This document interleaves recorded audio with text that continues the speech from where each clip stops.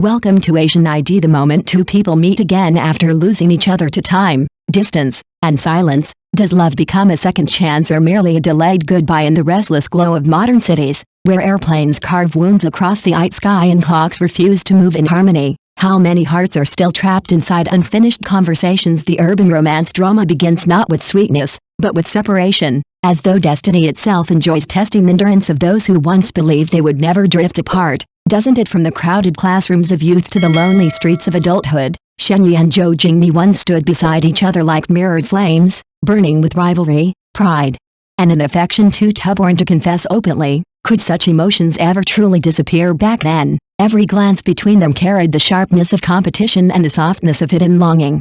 Yet neither of them realized that the deepest loves are often disguised as arguments. Were they simply too young to understand their own hearts? Then life intervened with the cruelty only reality can possess, as family upheaval tore apart the fragile certainty they had built together, leaving one to study in Britain while the other wandered toward Sydney beneath unfamiliar skies. And isn't distance sometimes more terrifying than hatred itself? The 9-hour time difference became more than geography, because it slowly transformed into a silent wall between two souls who once knew each other better than anyone else. And how many relationships are buried not by betrayal, but by exhaustion and mistiming? The title, The Love Letter of the 25th Time Zone, feels less like a romantic fantasy and more like a wound left open for years, because the called 25th time one symbolizes emotions that exist outside ordinary time. Doesn't it? It is the place where unsent confessions survive like ghosts, where words remain trapped inside trembling throats, and where love continues breathing long after people pretend they have moved on. But can anyone truly escape feelings that were never spoken aloud? When Shen Yi and Zhou Jingyi meet again after years of separation,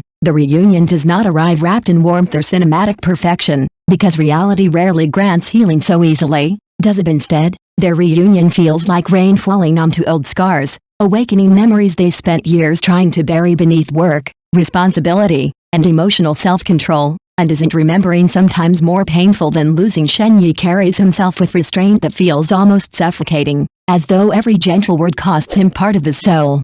And every moment of silence hides emotions too dangerous to reveal openly. Doesn't it? The tattoo on his neck becomes more than visual symbolism, because it assembles a permanent scar carved from an unfinished confession, turning his body itself into the final draft of a love letter he never dared to send. And how tragic is it when love survives only through pain? Chun portrays Shen Yi not as a flawless romantic hero, but as a man who has grown through loneliness and disappointment, making his tenderness feel painfully real rather than idealized. And isn't restrained affection often more heartbreaking than dramatic declarations? His eyes linger with emotions words cannot carry, while every pause in conversation feels heavy with memories neither side knows how to confront honestly. And can silence sometimes scream louder than confession? When Shen Yi chooses to step backward for Zhou Jingyi's peace rather than fight selfishly for his own desires, the audience feels the unbearable weight of mature love, because adulthood often demands sacrifice instead of fantasy. Doesn't it? Yet beneath his calm exterior lies a quiet brokenness waiting to erupt,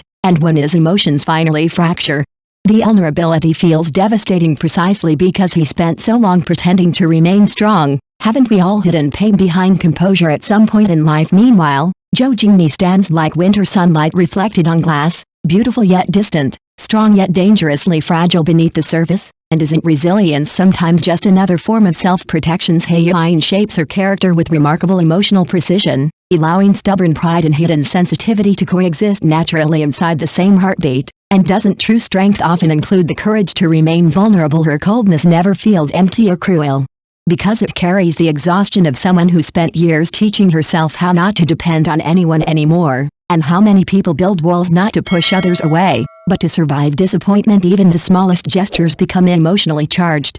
From the way she avoids eye contact to the subtle hesitation in her movements whenever old feelings threaten to resurface. And isn't the body sometimes more honest than the mouth? What makes the story especially compelling is not simply the romance itself, but the emotional realism hidden beneath every interaction, because love here does not move forward through perfect sweetness, does it? Instead, it advances through misunderstandings, hesitation, emotional misalignment, and repeated attempts to rediscover each other after years of personal transformation. And isn't genuine intimacy born from learning each other again and again? The chemistry between Chun and Zhai Yiying feels natural precisely because this marks their fourth collaboration. allowing every scene to breathe with familiarity and emotional rhythm rather than forced performance. And can chemistry ever truly be manufactured without anyone understanding their dynamic symbols to wounded people circling around unfinished emotions?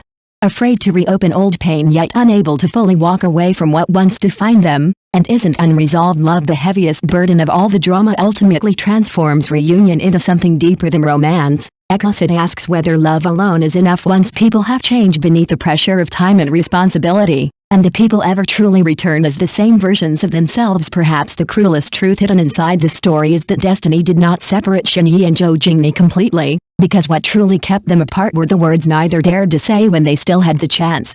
And how many real relationships collapse beneath the weight of unspoken emotion as viewers watch these two souls struggle between longing and restraint? They may slowly realize that the 25th time zone is not fictional at all, because everyone carries a hidden place where unfinished feelings continue waiting endlessly, don't they? Maybe somewhere tonight, beneath another country's moonlight or inside another crowded city, someone is still rereading old messages, replaying old memories, or wondering whether the person they lost is also thinking of them at the exact same moment. And if love truly disappears, why do certain names still ache after so many years? Thank you for watching the video.